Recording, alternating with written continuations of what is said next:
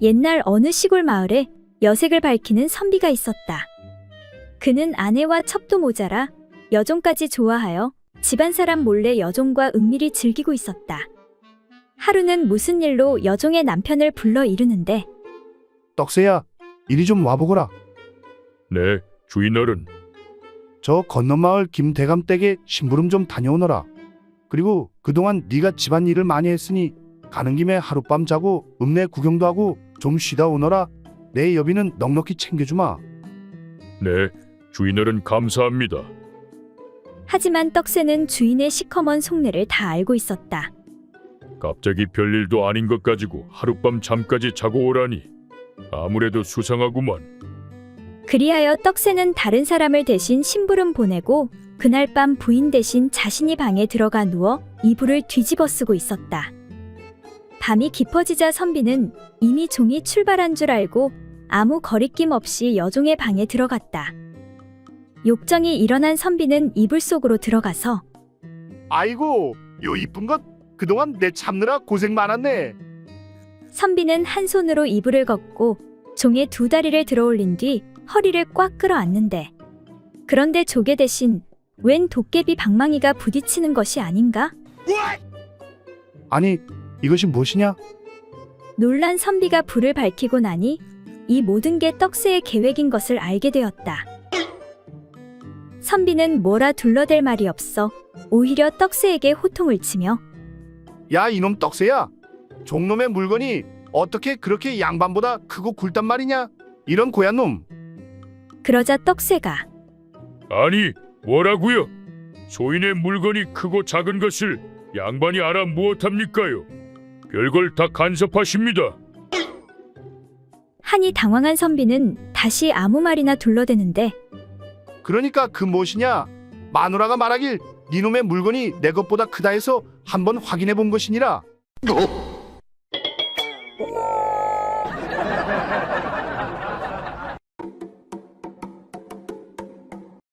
옛날 어느 고을에 어떤 촌사내 하나가 하루는 그의 아내를 희롱하며 말했다. 마누라, 내 오늘 밤에 그 일을 수백 번 해줄 테니 당신은 무엇으로 그 수고를 보답하겠소? 하고 묻자 아내가 말하길 뭐라고요? 만약 당신이 그 절반이라도 해주신다면 내가 오랫동안 숨겨온 배 한 필로 누비바지를 만들어 살해하겠소. 정말이지? 만약 약속만 어기지 않는다면 오늘 밤에 100번은 틀림없이 해주겠소. 좋아요. 그렇게 합시다. 하고 아내가 동의하였다. 이렇게 하여 그날 밤 남편이 그 일을 시작하려는데 마누라, 드디어 약속한 시간이 되었으니 기대하시구려. 1차요, 2차요, 3차요, 4차요. 그런데 남편이 일진일퇴하며 횟수를 세는 것이었다. 이에 아내가 아니, 이것이 무슨 1차, 2차, 3차란 말이오?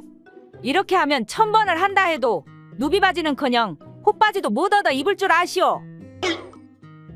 하고 불평하자 남편이 그럼 어떻게 하는 것이 1차가 되는 것이오? 하고 묻자 아내가 말하길 그러니까 처음에는 천천히 진퇴하여 당신의 물건으로 하여금 나의 소중한 곳에 가득 차게 한 후에 위로 어루만지고 아래를 문지르고 왼쪽을 치고 오른쪽에 부딪혀야 하고 또 9번 들이밀며 9번 나가기를 수백 번 한 다음 두 사람의 마음이 부드러워지고 팔다리가 노글노글하여 말소리가 입 밖으로 내기 어렵고 눈을 뜨기 어려운 지경이 되어야만 1차가 되는 것이 아니오. 그 다음으로 두 사람이 깨끗이 씻은 다음 다시 처음부터 시작하는 것이 2차가 되는 것이오. 아니, 세상에 그런 법이 어디 있단 말이오? 하면서 두 사람이 다투기 시작하였다. 그런데 이때 마침 이웃에 사는 닭서리꾼 한 사람이 부부의 말을 듣고 있다가 큰 소리로 여보시오, 내 들어보니 아주머니의 말이 옳소이다. 주인장이 말하는 1차는 틀린 말이오. 나는 이웃에 사는 김가인데 닭을 잡아 술안주로 할까 해서 당신의 집닭 2마리를 빌려가니 후일 꼭 값을 드리겠소. 그러자 그 말이 끝나기도 전에 여자가 아이고나 세상에, 참으로 배우신 분이시군요. 마침 좋은 판결을 내려줘서 고맙소이다. 그러니 그까지 닭 두어 마리를 아깝다고 하겠어? 허니 닭값은 그만 넣어 두시구려? 하고 시원스레 대답하니 이에 남편이 한탄하며 말하길. 아이고, 내 목숨값이 겨우 닭 2마리 값밖에 안 되는구나.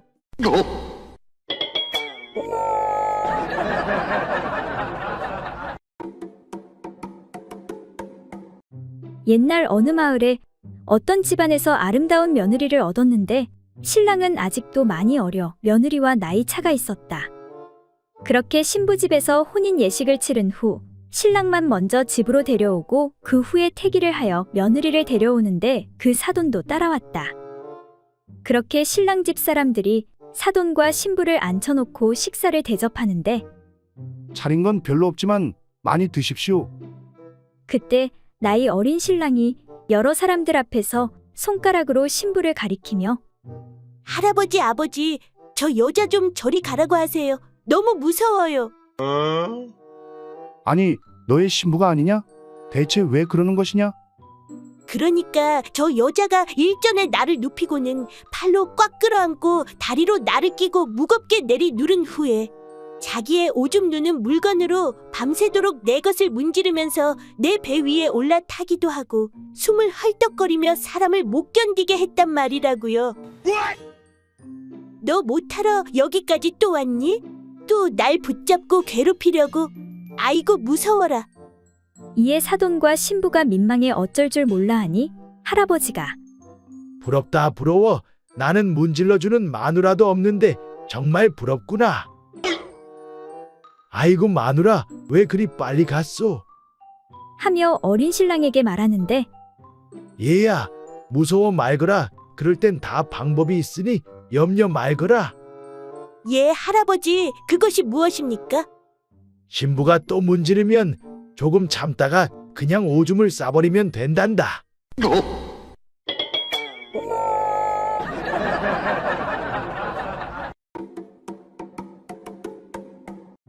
옛날 어느 마을에 최대감과 그 집 여종인 달자는 서로 그렇고 그런 사이였다. 그 둘은 집안 사람들 몰래 만나고 있었고 아무도 그 사실을 모르고 있었다. 아이고 달자야, 네가 없었으면 내가 무슨 낙으로 살았을꼬. 이거 얼마 안 되지만 새 옷이라도 하나 사 입도록 하거라. 내 오늘 밤 자시에 내 방으로 갈 테니 기다리고 있거라. 대감마님도 참 어젯밤에도 오셔놓고 그러던 어느 날 손녀딸이 대감마님에게 물었다. 할아버지, 나 궁금한 게 있는데. 그래, 옥경아, 뭐가 그렇게 궁금한 것이냐? 할아버지, 내가 사흘 전 밤에 본 게 있는데. 그래, 뭘 봤는데? 뒷간 다녀오다 봤는데 달자방에 왜 할아버지가 있었어? 그리고 왜 달자가 할아버지 배 위에서 방방 뛰는 거야? 깜짝 놀란 대감은 서둘러 둘러대기 시작했다. 아, 그게 말이지. 할아버지가 요즘 배가 많이 나왔잖니. 그래서 달자가 할아버지 배에 바람을 빼주려고 그랬단다. 아, 그랬구나. 그럼 나도 할아버지 배에 바람 빼는 거 도와줄까? 아니다. 넌 아직 어려서 안 된단다. 아무튼 이건 어른들 일이니 걱정하지 말고 너는 내 할 일이나 하면 된단다. 그리고 아무에게도 네가 본 걸 말하지 말거라. 특히 할머니한테는 절대로 말하면 안 된단다. 알겠지? 이에 손녀가 말하길. 그럼 어쩔 수 없지 뭐. 그런데 할아버지 배에 바람 못 뺄 텐데. 허허, 그런 건 걱정하지 말래도. 안 되면 또 다른 거 하면 된단다. 할아버지, 아무튼 그 방법은 절대로 안 되니까 이제 하지 마. 이에 궁금한 생각이 든 최대감이 손녀에게 물었다. 그래, 그럼 도대체 뭐 때문에 안 된다는 것이냐? 그러니까 할머니가 몇 년 전부터 돌쇠배에 바람 빼주고 있는데 아무 소용 없어.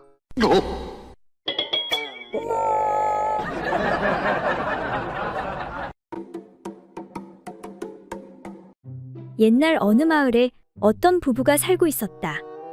그런데 부인인 길자는 요즘 남편 때문에 스트레스가 이만저만이 아니었다. 바로 남편의 잠버릇 때문이었다. 그날 밤도 무심결에 남편이 다리 하나를 부인의 배 위에 올려놓는데 아이고, 진짜 무거워 죽겠구만.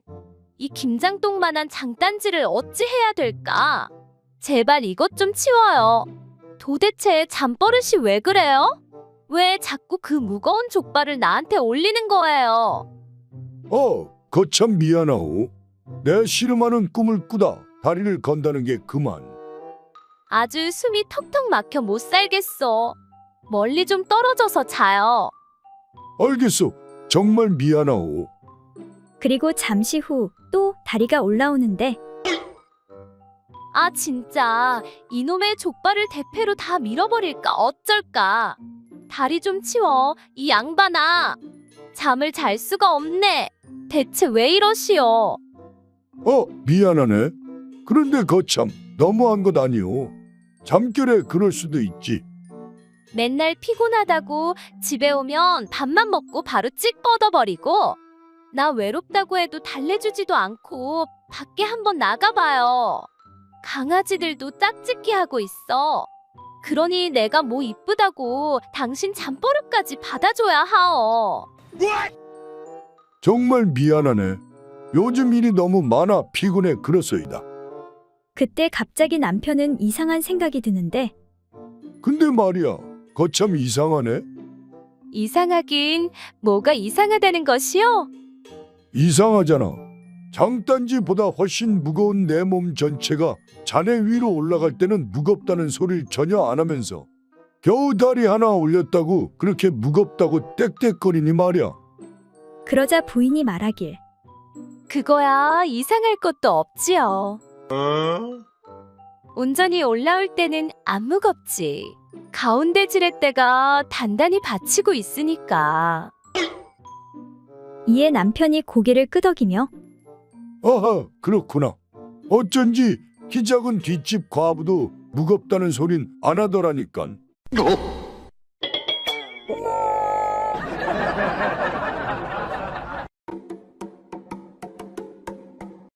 옛날 어느 마을에 어떤 여인이 임신을 하였는데 10달이 다 찼는데도 아이가 나오지를 않는 것이었다. 심지어 12달이 지나고 15달이 지나도 아이가 나오지 않자 남편은 동네 창피하면서도 걱정이 돼서 견딜 수가 없었다. 여보, 다른 사람들은 10달이면 아이를 낳는데 당신은 어째 여지껏 낳지 못하는 거요? 도대체 어찌된 노릇이요? 남편은 용하다는 의원과 산파를 불러 살펴보았지만 원인을 알 수가 없었다. 이에 마지막으로 용한 무당을 불러왔는데 도대체 아이가 어떻게 된 것입니까? 무당이 배가 잔뜩 부른 아내를 여기저기 살피더니 말했다. 아이는 건강하니 걱정하지 마시오.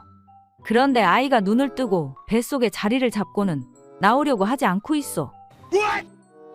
아니, 뭐라고요? 그게 무슨 소리입니까? 그래도 아이가 건강하다니 그건 다행이군요. 그런데 대체 왜 안 나오려 하는 것입니까? 내가 도술로 아이와 이야기를 할 수 있도록 해줄 테니 직접 물어보도록 하시오. 이에 남편이 아이에게 묻는데 얘야, 너 왜 나오지 않고 거기서 뭐 하는 것이냐? 하니 아이가 나가면 뭐래요? 그냥 여기서 장사나 해먹고 살지요. 아니, 장사라니 거기서 무슨 장사를 한단 말이냐?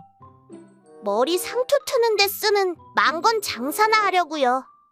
뭐라? 이거 웃긴 놈일세. 망건 장사를 하려면 터럭이 많이 있어야 하는데 그곳에 뭐가 있다고 그러느냐? 그건 아버지도 잘 아시면서 여기 앞에 대문간에는 터럭이 얼마든지 있잖아요. 뭐라고? 그러면 망건을 만들어 누구에게 팔 생각이냐? 하니 아이가 답하기로 내가 바깥 세상에 나갈 틈도 안 주고 맨대가리로 시도 때도 없이 들락날락거리는 그놈에게 팔지요. 아니, 뭐라고? 나는 네 엄마가 배부르기 시작하면서 한 번도 들어간 적이 없는데 그게 무슨 말이냐? 이에 화가 머리 끝까지 난 남편이 아이에게 도대체 그 맨대가리가 어떻게 생겼는지 자세히 한번 말해보거라.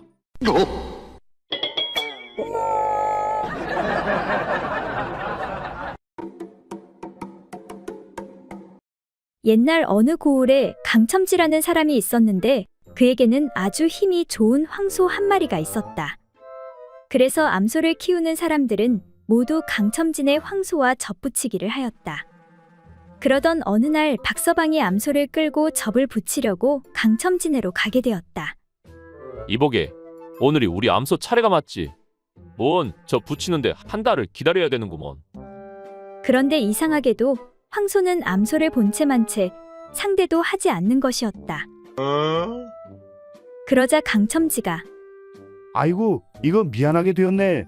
오늘은 아무래도 안 되겠는데 이놈도 한 달 동안 계속 그 짓만 해대니 맥이 풀린 모양이야. 이에 박서방이 내 하루 품을 메고 암소를 끌고 왔는데 무슨 수가 없겠는가? 강첨지는 한참을 고민하더니 이렇게 말했다. 옳지.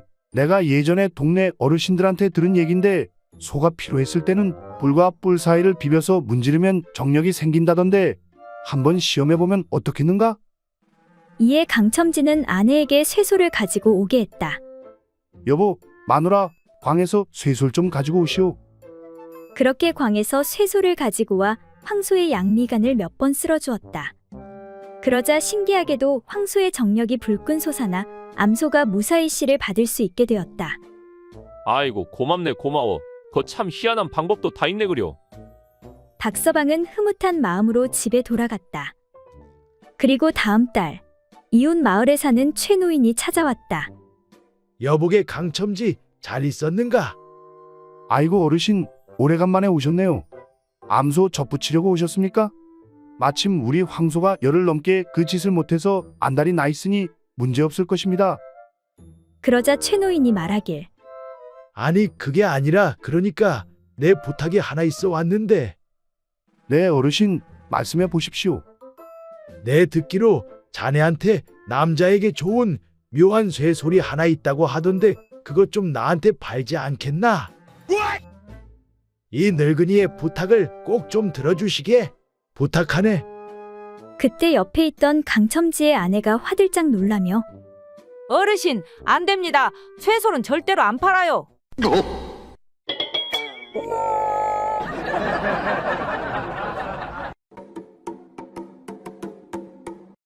옛날 어느 마을에 글줄 꽤나 읽는다는 선비들이 술집에 모여 자리를 하게 되었다. 시간이 흘러 모두 술이 거나하게 취하자 풍류에 대해 논하게 되었다. 한 선비가 먼저 말하길 우리 어떤 소리가 가장 아름다운지 한번 이야기나 나눠보세. 그래, 그거 좋지. 그런 말이 나온 김에 내가 먼저 하도록 하지. 가장 아름다운 소리란 모름지기, 달빛 고요한 맑은 밤, 밝은 달에 구름 지나가는 바람 소리가 제일 아름답지 아니한가? 이에 다른 선비가 말하길 그거 참 좋구만. 그렇다면 내가 생각하는 최고의 소리는 단풍 든 가을산 바람 앞에 원숭이 우는 소리가 최고라고 할 수 있지. 그러자 다른 선비가 말하길 다들 무슨 그런 뜬구름 잡는 소리를 하는가? 내 생각엔 새벽 창가에 졸음이 밀리는데 술독에서 졸졸졸 술 거르는 소리가 제일이고 말고 그 소리만 들으면 자다가도 정신을 번쩍 차리지.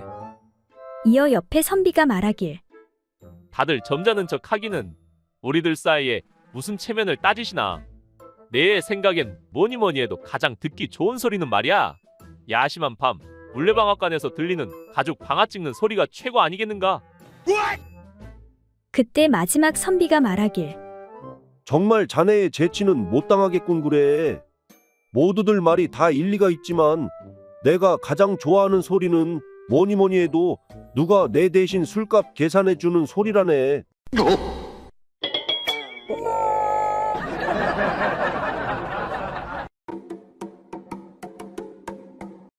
옛날 어떤 나그네가 여행을 하던 도중 길을 잃게 되었다. 갈 길은 멀고 날은 저물었는데 이를 어쩌면 좋단 말인가. 나그네가 그렇게 길을 헤매다가 간신히 어떤 외딴 집 한 채를 발견하게 되었다. 아니, 이런 외딴 곳에 이런 집이 있다니 정말 다행이구나. 지친 나그네는 급히 그 집으로 달려가 대문을 두드렸다. 여보시오, 아무도 안 계시오? 지나가는 나그네인데 하룻밤만 묵고 갈 수 없겠소. 그러자 잠시 후 조심스레 대문이 열리면서 젊고 청조한 여인이 고개를 내미는 것이었다. 나그네는 미모의 여인을 보고 속으로 탄성을 질렀다. 아니, 이런 외딴 곳에 이런 미모의 여인이 있다니. 나그네가 여인에게 말했다. 부인, 죄송하지만 지나가는 나그네이온데 갈 길은 멀고 날은 저물어서 그러는데 하룻밤만 신세를 좀 질 수 있겠습니까? 그러자 여인이 안타까운 표정을 지으며 말했다. 사정은 딱 하나. 이를 어쩌면 좋겠습니까? 지금 이 집에는 아무도 없어서 묵을 수 없사옵니다. 그 말을 들은 나그네가 다시 한번 간청했다. 아니 부인, 아무도 없다뇨. 지금 부인께서 계시지 않습니까? 그러지 마시고 하룻밤만 묵고 갈 수 있게 허락해 주십시오. 그러자 부인이 다시 말했다. 아니, 저의 말은 그런 뜻이 아니오라. 지금 집에 남정네가 한 분도 안 계시단 말씀입니다. 그 말을 들은 나그네는 넉살 좋은 웃음으로 이렇게 말하는 것이었다. 하하, 그 점이라면 염려하실 필요가 전혀 없습니다. 제가 바로 남자 아닙니까?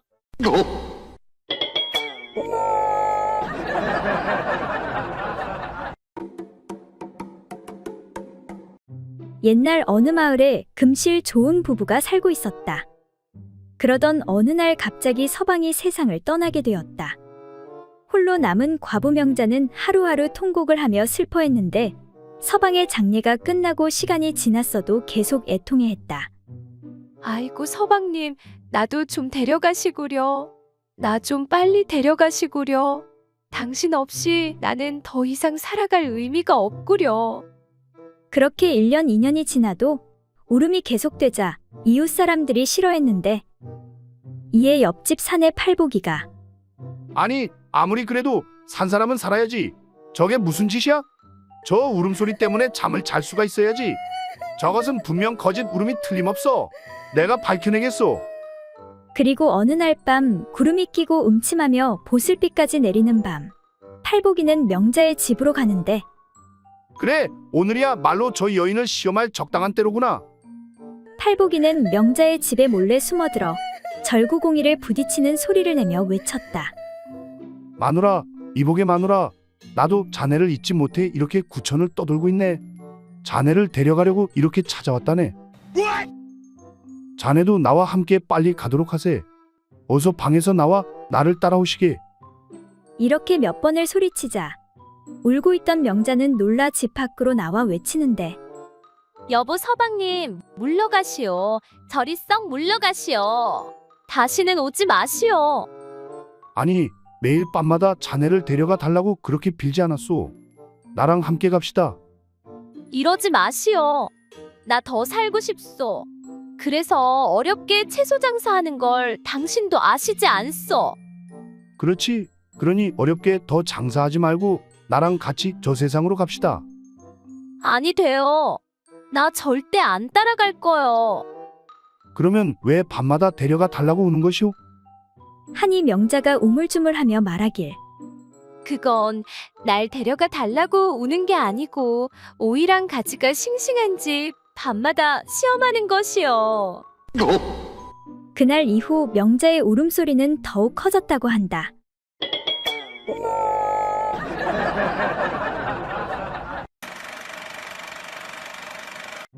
옛날 어느 마을에 학식이면 학식, 재력이면 재력, 모든 면에서 완벽한 선비가 있었다.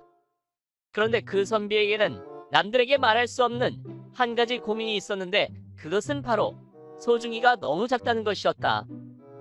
선비는 용한 의원을 찾아다니며 좋다는 약은 다 먹어보았지만 소용이 없었다. 그래서 선비는 마을에서 가장 용하다는 무당을 찾아갔고 무당은 방법을 이야기해 주었다.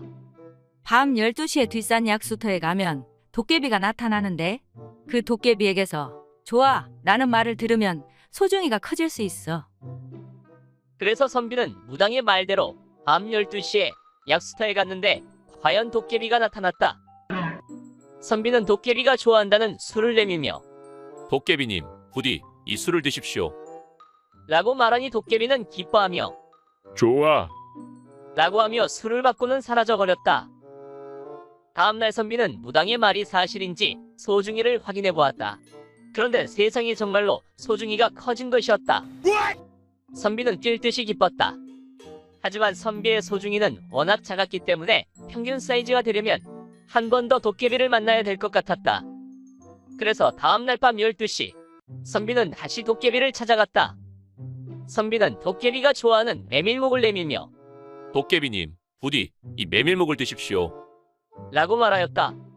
도깨비는 기뻐하며 좋아. 라고 하며 메밀목을 받고는 사라져버렸다. 이제 선비는 웬만큼 만족할 만한 사이즈의 소중이를 갖게 되었다.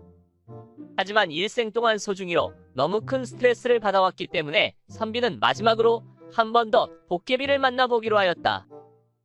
이번에는 도깨비가 좋아한다는 돼지고기를 준비해 도깨비에게 내밀었다. 도깨비님, 부디 이 돼지고기를 드십시오. 그러자 도깨비가 말했다. 좋아, 좋아, 좋아. 아주 좋아. 짱 좋아. 대박 좋아.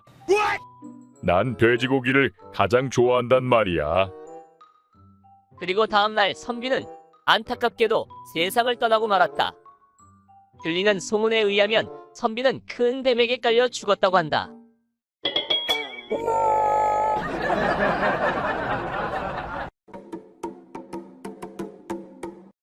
옛날 어느 마을에 어떤 부부와 딸 하나가 살고 있었다. 딸은 나이가 이제 5살이었지만 매우 총명하였다. 어느 날 아이가 마당에서 놀고 있는 틈을 타 재빨리 부부가 그 일을 하기 시작했다. 아이가 노느라 정신이 없으니 이 틈에 우리 한번 재미 좀 보자고. 들키면 어쩌려고 그래요? 괜찮아, 금방 끝내면 문제 없다니까. 그런데 방에서 이상한 소리가 새어나오자 그만 딸아이가 이를 이상히 여겨 문을 열고 무엇을 하냐고 묻는 것이었다. 엄마, 아빠 지금 무엇 하는 거야? 그런데 그때 마침 빠져나온 아빠의 그 물건을 딸이 보고 말았다. 다음날 딸아이가 엄마에게 물었다. 엄마, 아빠의 두 다리 사이에 달려있던 게 뭐야? 엄마가 엉겁결에 그만. 그건 남자들에게만 있는 건데, 그러니까 그게 뭐냐면 바로 꼴이라는 거란다. 그리고 며칠이 지난 어느 날 마구간의 말이 양이 동하였는지 그것을 드러내고는 까딱까딱 하는 것이었다. 그것을 본 딸아이가 다급한 소리로 엄마를 불러 물었다. 엄마, 아빠의 꼬리가 왜 저기 말 다리 사이에 달려있는 거야? 그리고 저건 왜 저렇게 큰 거야? 엄마는 난감한 표정을 지으며 말했다. 저것은 말의 꼬리이지 아빠의 꼬리가 아니란다. 말은 덩치가 크니까 꼬리가 내 아빠의 꼬리보다 더 큰 것이란다. 내 아빠의 꼬리가 저리 크면 내 무슨 한이 있겠니? 그 말에 한참을 생각하던 딸아이가 말했다. 그치만 아빠의 꼬리는 우리 집 개꼬리보다도 더 작잖아.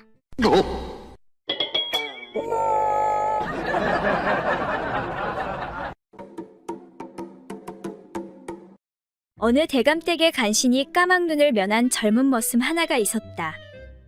어느 나른한 봄날, 머슴은 볕따스한 텐마루에 걸터앉아 독서 삼매경에 빠져 있었다. 아니 무슨 책이 이리도 재미있다냐? 머슴이 뺨을 붉게 물들여가며 개슴츠레한 눈으로 읽고 있는 그 책은 다름 아닌 소녀경이었다. 그런데 때마침 그곳을 지나던 안방 마님이 이 광경을 목격하게 되었다. 곁눈질로 책 표지를 살펴보고 난 마님이 깜짝 놀라며 물었다. 아니 너는 하라는 일을 안 하고 대체 못하려고 그런 유상한 책에 빠져 있느냐? 그 책에는 망측한 대목이 무척 많이 있다던데. 마님은 어처구니 없다는 표정으로 머슴을 바라보았다. 그러나 젊은 머슴은 얼굴색 하나 바뀌지 않고 이렇게 대꾸하는 것이었다. 하지만 마님, 그런 부분이라면 그렇게 염려하실 필요가 없습니다. 전 그런 대목은 죄다 빼놓고 읽거든요. 그 말을 들은 마님이 말했다. 오, 그래? 그런 좋은 방법이 있었구나. 그렇다면야 괜찮지. 그럼 나도 그런 대목은 빼놓고 읽을 테니까 그 책 잠깐 이리 줘보렴. 마님은 잽싸게 책을 낚아채 읽기 시작하는 것이었다.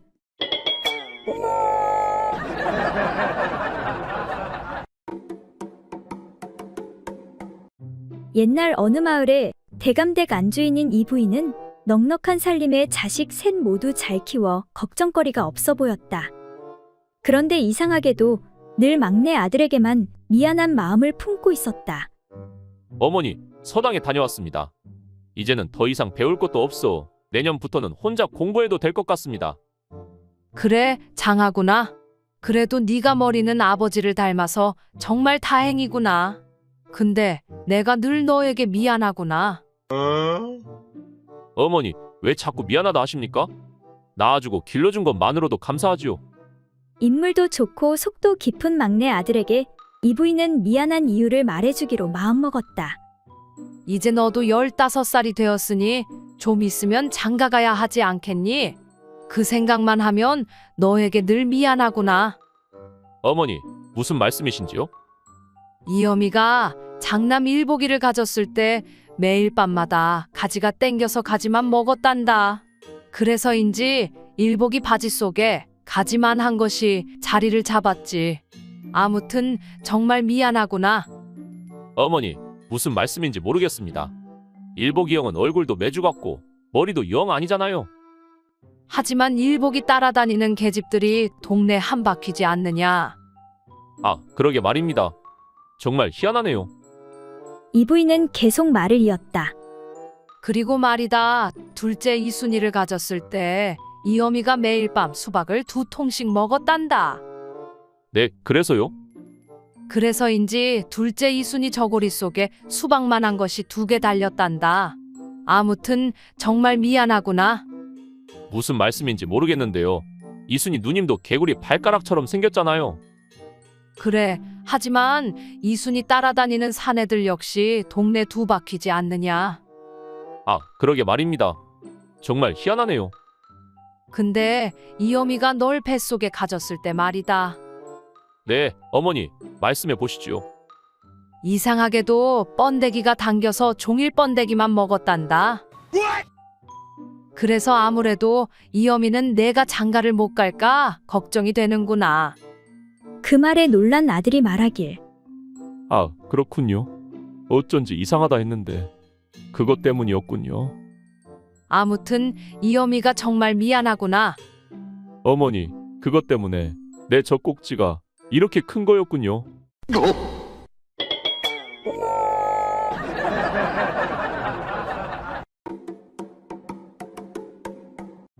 옛날 어느 마을에 노름에 환장한 춘복이라는 사내가 있었다. 그러던 어느 날 춘복이가 똥줄 탄 표정으로 집으로 들어오자 이를 본 그의 마누라 금자가 묻는데, 아니, 당신 얼굴이 왜 그렇소? 부인, 이제 우리 어떡하면 좋소? 왜 그러시는 것이요? 그러니까 그게 내가 딱 한 판만 하려고 했는데 글쎄 하다 보니까 집에다 소에다 전부 다 날려먹었소. 아니, 뭐라고요? 당신 이제 노름 끊었다고 하지 않았소? 또 병이 도진 것이요? 정말 미안하오. 내 그냥 구경만 하려고 하다가 딱 한 판만 한다는 것이 그만 다 털렸소. 사흘 안에 안 갚으면 당신부터 해서 아이들까지 다 노비로 넘겨버린다고. 아이고, 내가 못 살아. 어떡하려고 그랬소? 이제 어떡하오? 정말 미안하구려. 내가 입이 10개라도 할 말이 없소. 정말 방도가 없는 게요? 거식이 그게 하나 있긴 한데 무엇이요? 빨리 말해보시오. 내가 돈 갚아야 되는 그 인간이 바로 비단장수 최노인인데, 그런데 최노인이 당신을 예전부터 마음에 두고 있었다고 하더라고. 그래서 하는 말이 그 인간한테 딱 20번만 해주면 된다고. 그러니까 그 밤에 하는 거 그거 말이야. 아니, 뭐라고요? 그게 말이요, 방구요. 그 노인이 노망났나? 그리고 당신은 그게 마누라한테 할 소리요? 부인, 눈 딱 감고 20번이면 돼요. 한 번에 20냥으로 쳐준다고. 안 그럼 우리 가족 다 노비로 팔려가야 한다고. 이때 부엌에서 둘의 대화를 듣고 있던 춘복의 어미가, 아니 뭐라고? 이 못난 놈아, 쟤 버릇해 못 준다더니 또 노름을 해. 그리고 20밤을 보내라니 그게 어머한테 할 말이냐 이놈아. 아이고 어머니, 잘못했습니다. 한 번만 용서해 주십시오.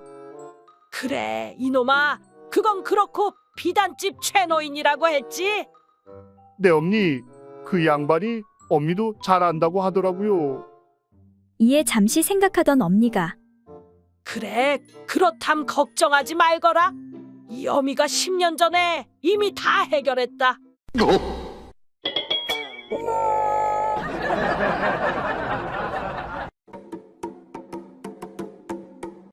70이 넘은 어느 돈 많은 대감마님이 10수년을 혼자 지내다가 이제가 20을 넘긴 여자에게 새 장가를 가게 되었다. 대감은 몇 달간이나 밤이면 밤마다 힘이 닿는 대로 노력하였지만 아무런 소식이 없었다. 아니 이렇게 밤마다 노력하는데 왜 아무런 소식이 없을꼬? 그래서 하는 수없이 대감마님은 의원을 찾아가서 어떻게 하면 그 여자와의 사이에 자식을 얻을 수 있는지 물어보았다. 이보시오 의원 양반, 좀 부끄럽긴 하지만 내가 젊은 여자에게 새 장가를 들었는데 어떻게 하면 자식을 얻을 수가 있겠소? 한참을 고민하던 의원은 적당한 방법을 찾아내지 못하여 한 가지 충고를 해주었다. 그토록 간절히 원하시니 한 말씀 드리겠습니다. 부인께는 못할 짓이긴 하지만 젊고 힘센 종을 하나 새로 드리는 게 어떠신지요? 뭐라고? 젊은 종을 하나 들이면 내가 자식을 얻을 수가 있단 말이오? 꼭 그런 것은 아니지만 그나마 그것이 제일 가능성이 있다고 할 수 있지요. 그렇게 해서 대감은 의원의 충고대로 젊은 종을 하나 들이게 되었다. 그리고 6개월이 지난 어느 날 대감이 저작거리에서 우연히 의원을 만나게 되었다. 이보시오 의원 양반, 덕분에 내 아이를 갖게 되었소. 고마우이, 고마워. 그러자 의원이 의외라는 듯 말했다. 대감마님, 그렇다면 정말 제가 말한 대로 젊은 종을 새로 두셨단 말입니까? 그렇고 말고 그 말대로 하니 정말 자식이 생겼소. 아이고, 대감마님 정말 축하드립니다. 그러자 대감이 웃으며 말했다. 지금 그 종이 임신한 지가 6개월이 되었소.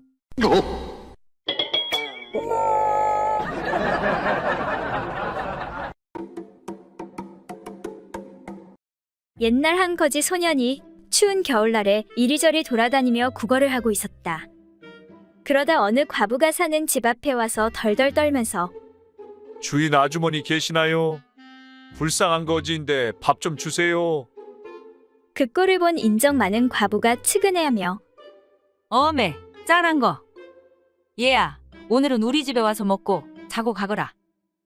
하면서 소년을 자기 집으로 데리고 가서는 씻기고 나서 자기가 혼자 자는 따뜻한 방에서 밥을 먹이고 같이 자게 해주었다. 그런데 과부가 밤중에 자다가 몸이 이상하게 느껴져 잠을 깨니 소년이 옷을 벗고 과부의 배 위에 올라가 속꼭 가랑이를 헤치고는 풋고추 같은 연장을 과부의 몸속에 밀어넣고서 왔다 갔다 하며 운동을 하고 있는 것이었다. 이에 놀란 과부가 두 손으로 소년의 옆구리를 꽉 붙잡으면서 꾸짖었다.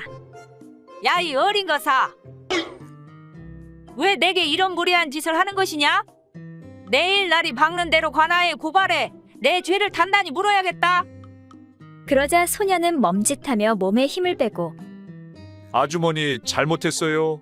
그러면 이만 그치고 빼서 내려가겠습니다. 제발 고발하지 마시고 용서해 주세요.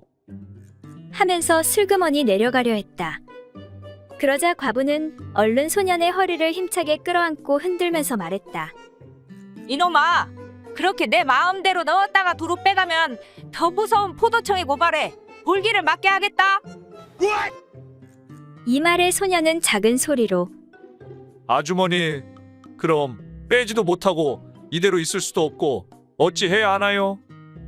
라고 말하자 과부가 말하기를 이놈아, 넣었다 뺐다 하면 되지 무슨 대수냐?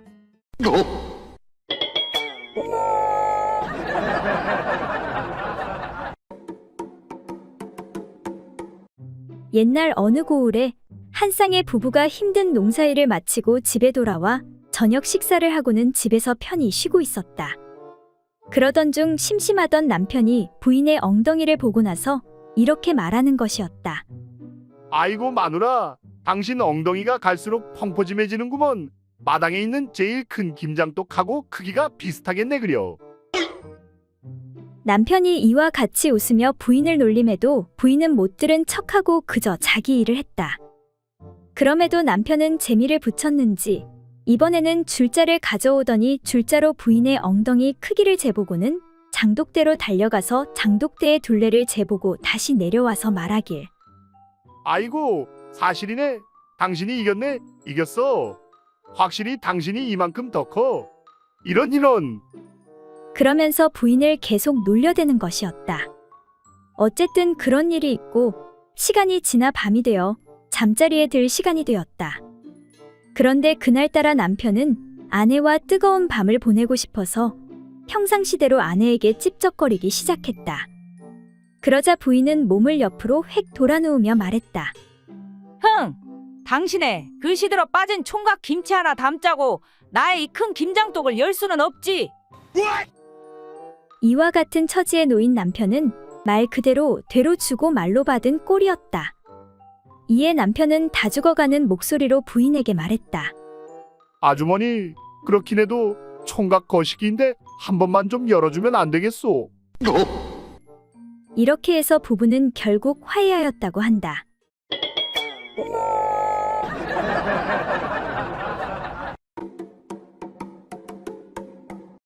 어느 한 대감 집에 먼 곳에 사는 친구가 오랜만에 찾아왔다.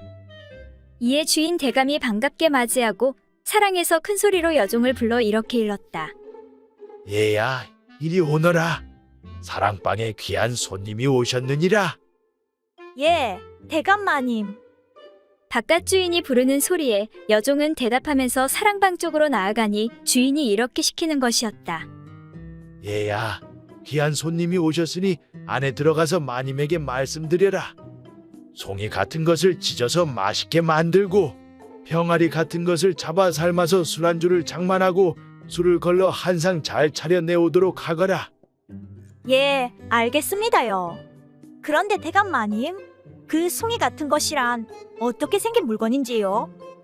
그래, 그럼 내가 그림을 그려주도록 하마. 자세히 설명을 다시 들은 여종은 안으로 들어가 안방마님에게 아뢰었다. 마님, 대감마님 말씀 중에 병아리 같은 것이라 함은 곧 생치를 뜻하는 것으로 알아들었습니다만 송이 같은 것이람 무엇인지 몰라서 다시 대감마님께 여쭈어 보았습니다. 그랬더니 대감님께서 이렇게 그 모양을 그림으로 그려주시면서 자세히 설명하셨습니다. 그런데 마님, 그 모양이 꼭 남자의 그것처럼 생겨서 부끄러워 어쩔 줄을 몰랐습니다. 이렇게 생긴 음식도 있는지요? 이와 같이 설명한 여종이 양볼에 홍조를 띠면서 마님에게 그림을 내밀었다. 그림을 받아든 안방마님이 깔깔대고 웃으면서 애야, 어르신께서 이 그림을 그릴 때 바지 속을 들여다보고 그리지 않았니? 빳빳한 것이 어찌 이렇게도 크기와 모양이 어르신 것과 똑같이 닮았을꼬? 그 말을 들은 여종이 말했다. 마님, 제가 보기에는 대감마님 것보다는 도련님 것과 더 닮았는데요.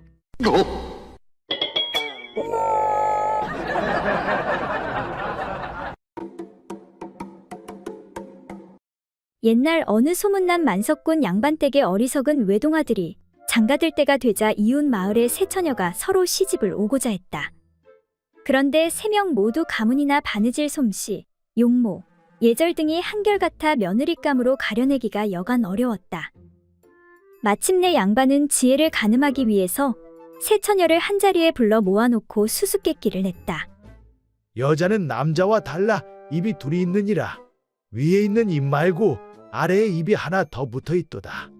내가 묻노니 윗입과 아랫입 중에서 어느 것이 더 어른인가? 사려 깊게 답을 해보거라. 이에 첫 번째 처녀가 자신 있게 먼저 대답을 했다. 예, 윗입이 더 어른입니다.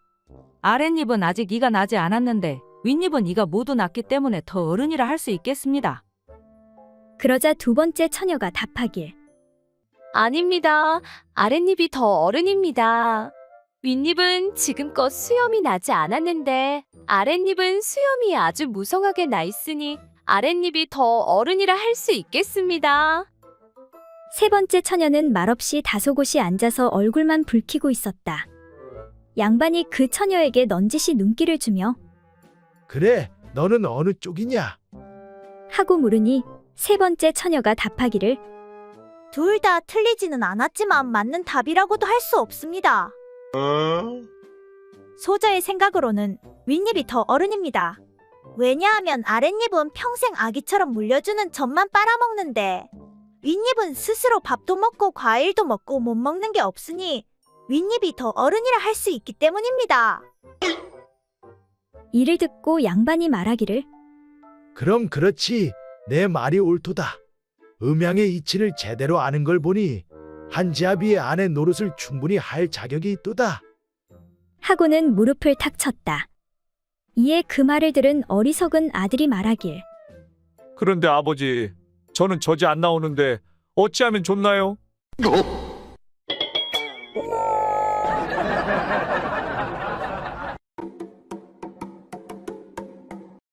옛날 어느 고을에 여자들 희롱하기를 즐기는 양반이 한 명 살고 있었다. 그는 한양 바닥을 휘젓고 다니는 한량이었는데 이번에 사천 고을 원님으로 관직을 부여받아 한껏 부푼 마음으로 사천으로 가는 길에 올랐다. 거들먹거리며 길을 가던 원님은 중간에 강을 만나서 배를 타고 강을 건너게 되었다. 마침 저기 뱃사공이 있구먼. 그런데 흥미롭게도 뱃사공이 젊은 처녀가 아닌가? 사천원님은 장난기가 발동해서 뱃사공 처녀에게 이렇게 말했다. 여보게, 사공, 내가 자네 배 위에 올라타니 기분이 아주 좋구만 그래. 이에 여인의 얼굴이 빨개지며 결혼한 여자에게 그게 무슨 무례한 말씀입니까? 사천원님은 개의치 않고 실실 웃으며 한마디 더했다. 그렇소. 그럼 미안하오. 그러면 남편의 성은 무엇인고? 백서방이라 하옵니다. 모시라. 이런 백서방을 모시려면 고생이 많겠군. 하나도 힘든데 100명이라니 말이야. 그러자 화가 난 여인이 되물었다. 그러는 댁은 뭐 하는 분이신지요? 나는 이번에 부임한 사천고을 원이라네. 그렇습니까? 그런데 원님 댁의 마님도 참으로 안 됐습니다. 아니, 그건 왜? 나야 백서방뿐이지만 1, 2천도 아닌 사천 원님을 모시려면 그 고생이 오죽하겠습니까? 그러자 사천원은 말문이 탁 막히고 말았다. 이거 참 정말 만만치 않은 여인네군. 마침 배가 건너편에 이르러 사천원이 배에서 내리자 여인이 소리쳤다. 잘 가거라, 시끄러운 아들아. 아니, 아들이라니 그게 무슨 소리요? 내 배에서 나갔으니 내 아들이 아니겠소? 사천원은 다시 말문이 꽉 막힌 채 혀를 내두르며 이야, 이거 시골 여인네가 보통이 아니구나. 이에 사천원이 웃으며 여인에게 말했다. 그렇다면 어머니, 부탁이 하나 있습니다. 그래, 말해보거라. 어머니, 아들인데 뱃삭슨 다시 돌려주십시오.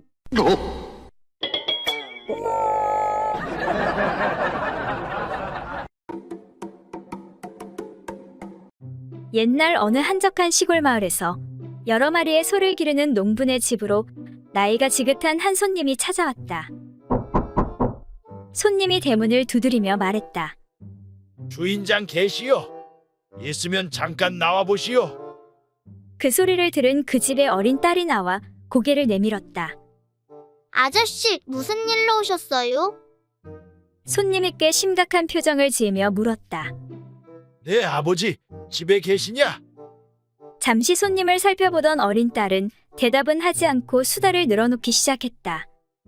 아저씨, 황소 씨를 받으러 오신 분 맞죠? 아버지를 찾을 필요도 없어요. 시 한 번 봤는데 열량이면 돼요. 건강하고 족보도 있는 놈이에요. 손님은 고개를 흔들었다. 아니, 그게 아니라 난 내 아버지를 만나야겠다. 비싸서 그러시는 거예요. 그럼 5냥짜리도 있기는 해요. 그치만 그놈은 족보도 없고 몸도 약하고 골골해서 말이죠. 그러자 그 말을 들은 손님이 벌컥 화를 내며 말하는 것이었다. 야, 이 녀석아.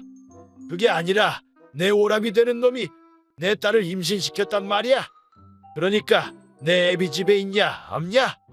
애비 있으면 당장 나오라 그래. 그 말을 들은 딸아이가 말했다. 아하, 그러시군요. 전 그런 것도 모르고. 그렇다면 아버지를 만나보셔야겠네요. 전 우리 오빠 집값이 얼만지 전혀 모르걸랑요.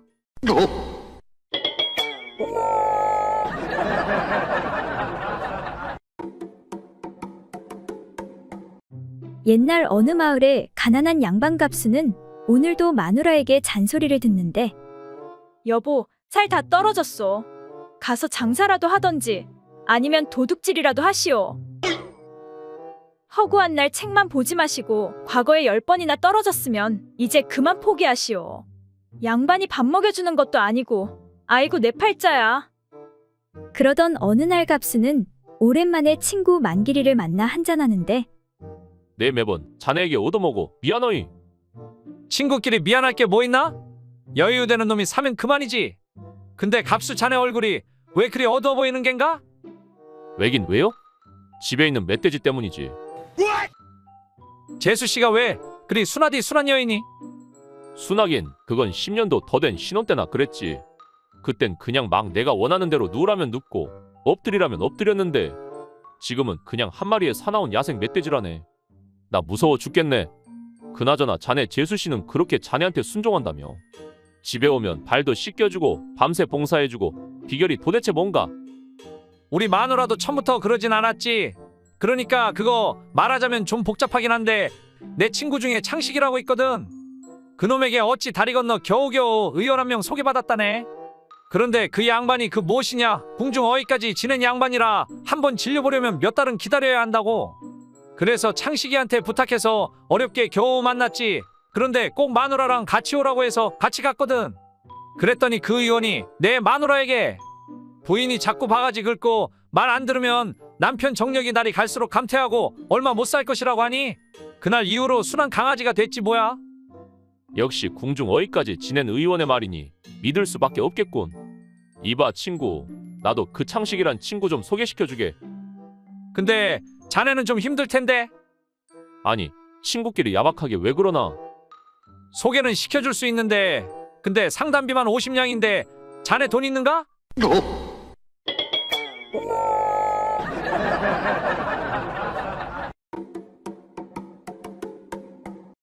옛날 어느 고을에 대낮부터 동네 사내들이 주막에 모여 한잔 걸치며 이런저런 이야기를 나누고 있었다.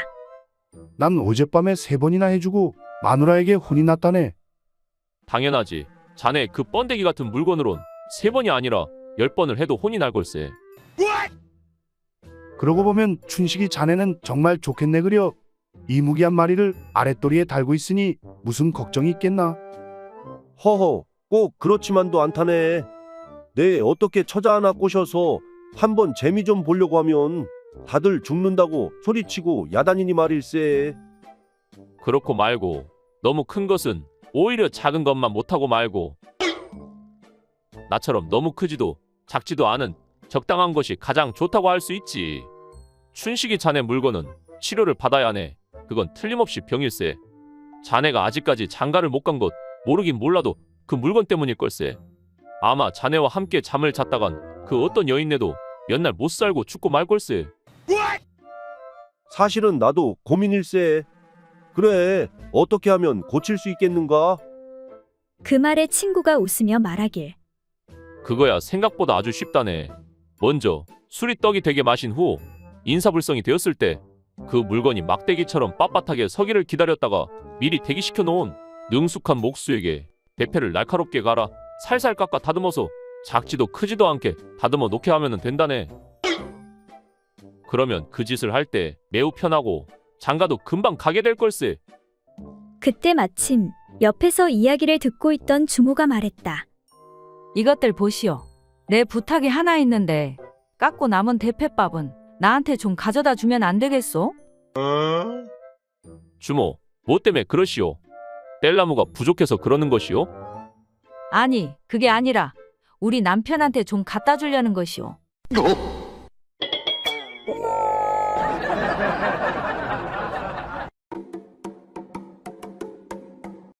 옛날 어느 마을에 짓궂은 한 사내가 있었다.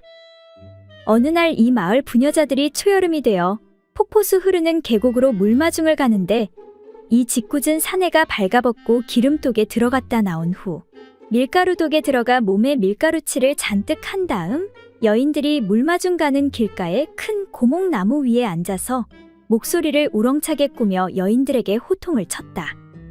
여봐라, 거기 모두 다들 섞어라.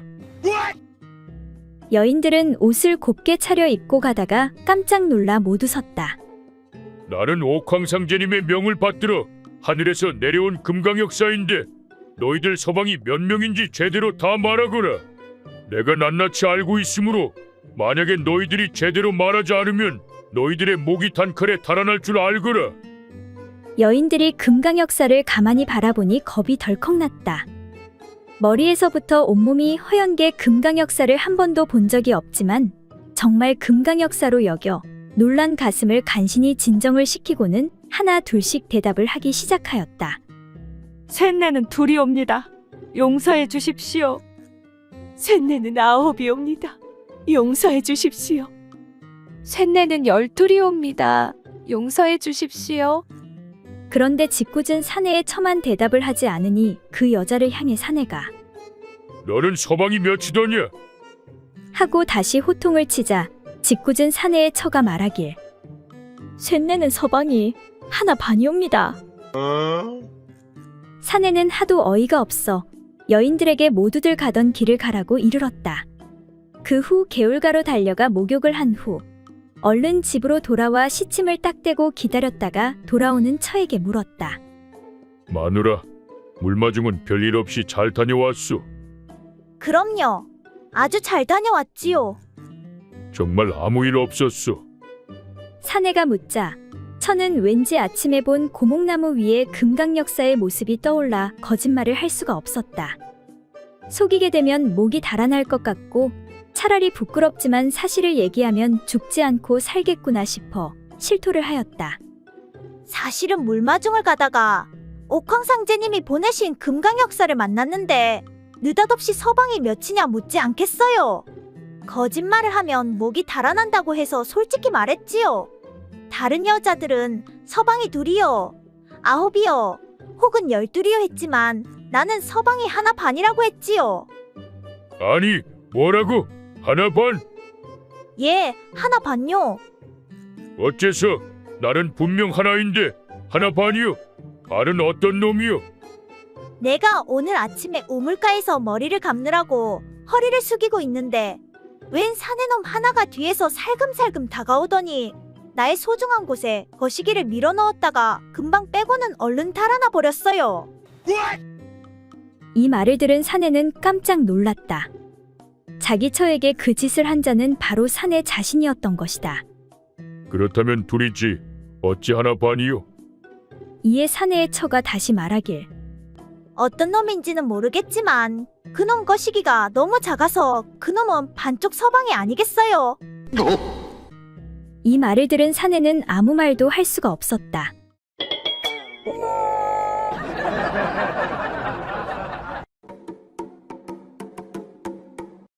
어느 고을에 아내를 두려워해 꼼짝 못하는 사또가 있었다.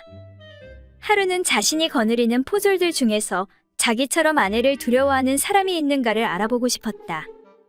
그래서 곧 넓은 마당 양편에 붉은 깃발과 푸른 깃발을 세워놓은 후 모든 부하들을 불러놓고 이렇게 호령했다. 포졸들은 듣거라. 너희들 중에서 아내를 두려워하는 사람은 붉은 깃발 아래에 가서 서고 아내가 두렵지 않은 사람은 푸른 깃발 아래에 가서 서도록 하여라. 사또의 명령이 떨어지기가 무섭게 부하들은 함성을 지르며 몰려가 모두 붉은 깃발 아래에 가서 서는 것이었다. 그런데 유일하게 한 사람의 포졸만 푸른 깃발 아래에 가서 외로이 서 있는 것이었다. 저것 봐라.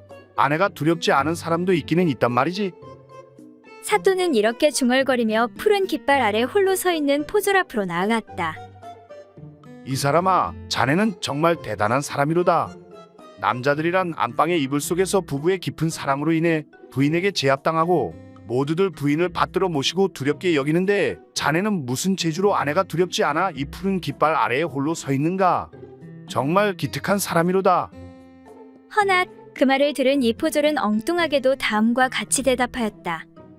사또나리, 사실은 그게 아니었습니다. 저는 아내의 명령에 절대 복종해야 합니다.